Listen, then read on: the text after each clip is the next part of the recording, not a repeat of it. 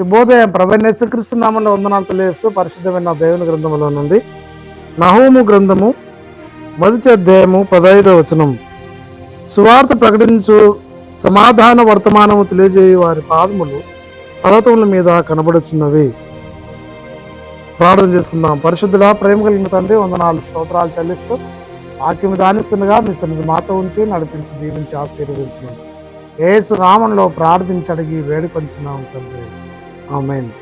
దేవుణ్ణి సువార్త ప్రకటించే సేవకుల పాదములు పర్వతం మీద ఎంతో సుందరమని దైవ సేవకుడు నహూము ప్రవక్త తెలియజేస్తూ రాస్తూ ఉన్నాడు.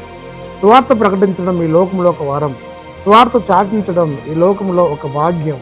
సువార్త ప్రకటించడం విశ్వాసులందరికీ ఆత్మీయ వరములు ప్రకటించు సేవకుడు ఈ లోకంలో ఉండడం, ఆత్మీయ వరములు ప్రసాదించే దేవుని సేవకులు ఉండడం సంఘమునకు, సమాజమునకు ఎంతో శ్రేయస్కరం. కాబట్టి ప్రియ సహోదరి సహోదరుడా, నీవు నేను కూడా సత్య సువార్త, క్రీస్తు సువార్త, యేసు క్రీస్తు రక్షకుడిని ప్రకటించే సువార్త మనం ప్రకటిస్తూ ప్రభువును నమ్మి విశ్వసించి లోకంలో సాగాలి. రక్షింపబడ్డ వారికి ఈ సువార్త విలువైనటువంటిది. పాపాంధకార లోకం నుండి మానవులను దేవుడు విమోచించి కొనుక్కొని పరిశుద్ధులుగా చేసుకున్నాడు. కాబట్టి తన సేవ చేయడం వరం. కాబట్టి ప్రియ సహోదరి సహోదరుడా, యేసుక్రీస్తు ప్రభువు కూడా 12 మంది శిష్యులను ఏర్పాటు చేసుకొని సువార్త పరిచర్యలోనూ, ఆశ్చర్యక్రియలు జరిగించలోనూ, అద్భుతమైన చేయట్లోనూ, మహత్కరమైన చేయట్లో దేవుడు ఆ శిష్యులను వాడుకున్నాడు. అనేక సంఘాలు స్థాపించారు.